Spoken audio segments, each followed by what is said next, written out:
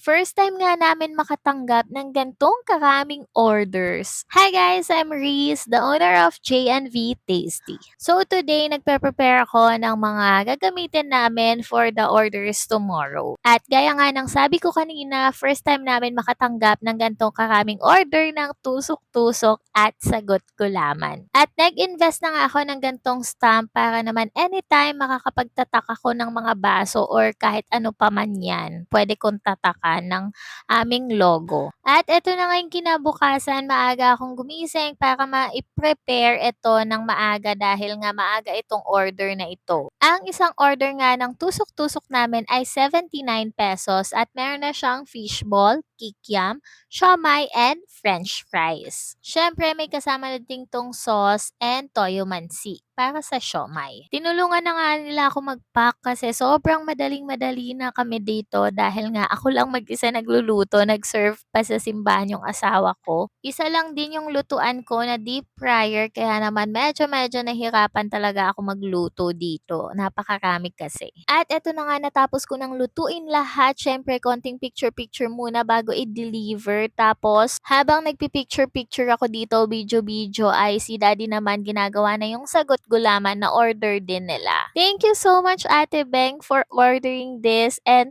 thank you for trusting us. Ayan, sobrang daming nga. So, birthday ng anak niya na si Jello. Happy birthday, Jello. Maiba naman daw, hindi puro fast food, kaya naman tusok-tusok ang in-order nila.